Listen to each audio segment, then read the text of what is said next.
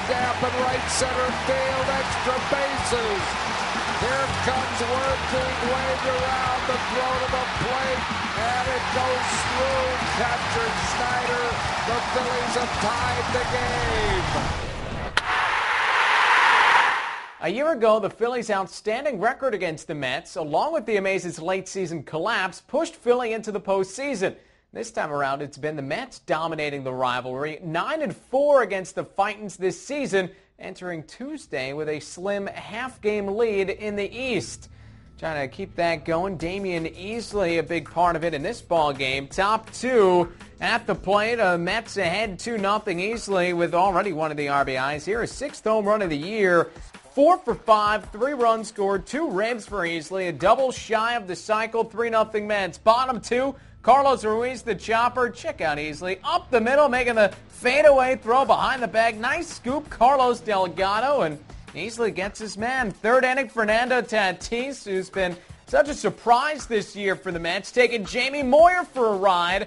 3-run blast for Tatis, his 11th of the year, 6-0 Mets. Moyer gives up those 6 runs in 3 innings. Mets would have a 7-0 lead in this. That for Pedro Martinez. The lead at 7-1 now, bottom 5, and Jimmy Rollins coming off a big night on Monday sends this one out. It's 9th.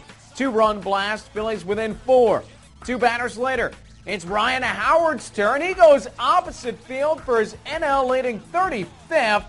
Phillies get 4 on the board real fast, down just 7-5. Pedro gives up 5 runs in 5 innings. Bottom 8, Mets bullpen in there. That's been a struggle all year. Pedro Feliciano gives up the single to Jimmy Rollins. Carlos Ruiz comes in to score. Big night for J-Roll, and the Phillies within 1. Bottom 9, Luis Ayala. He's the Mets closer du jour. 1 save last week up against Eric Bruntlett with a man at first and 2 down. Bruntlett, the last position player available to Charlie Manuel, and he comes through. The double to right center. Jason Worth going to try and score, and Brian Schneider can't handle the throw. The Phillies able to tie the game as Worth able to go back, touch home plate.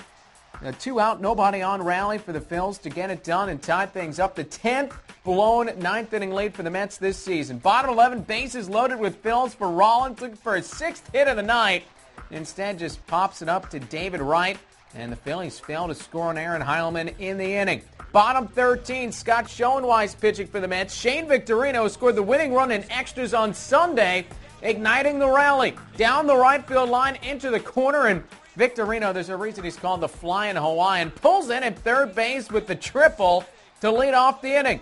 The Mets decide to intentionally walk the next 2 batters. Remember, Charlie Manuel without any position players available, so Brett Myers sent up the pinch hit. You know him best as a pitcher, and Myers just up there to look. It takes strike 3, though it was with a full count. Schoenweis avoiding the walks. Now with a 1 out, Chris Coast with the opportunity. He's coming through. Swing and a line drive towards straightaway center field. That's going to win it for the Phils. What a comeback. Down 7-0. The Phils rally back for an 8-7, 12-inning victory to regain first place by a half game in the NL East. The Phillies have now won 9 of 11. Much to discuss after this ball game. Billy Samples got you covered.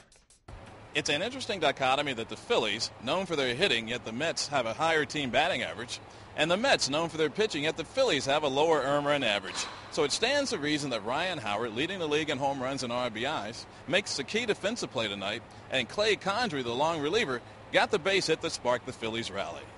I was just trying to keep it from no doubles, and knowing how JC would pitch, and kind of running the sinker in or whatnot, and have a chance to try and pull it down the line. So just basically trying to keep it from going down the line. I'm just out there trying to do my job, just trying to make plays, and help the team keep the team in the game, and try and help us win any way I can. Yeah, that was a mistake. No, he struck me out. I think the last time we played here, I came into the game and he was pitching. He struck me out on a curveball. Now, if he threw me a fastball, I probably wouldn't even have swung, but I was kind of sitting on the curveball hoping he'd throw it, and he did. The Phillies now have a half-game lead in the National League East, but Game 2 they'll face Johan Santana, who in his last 37 starts is 26-3 in the month of August. From Citizens Bank Park, I'm Billy Sample for MLB.com.